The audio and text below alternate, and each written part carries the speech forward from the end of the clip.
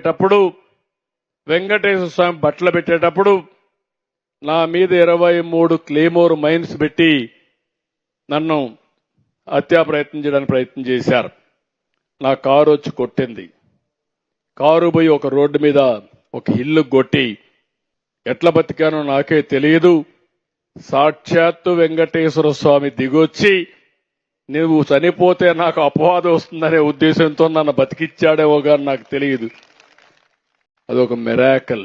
అయితే నేను అప్పుడు కూడా హాస్పిటల్కి వచ్చి తీసుకొచ్చారు. అన్కాన్షియస్ గా వచ్చా. తీసుకొస్తే ఎస్పీని ఒక పక్క చూసా, ఇంకొక పక్క కలెక్టర్ని చూసా. ఏం జరిగిందన్నాం.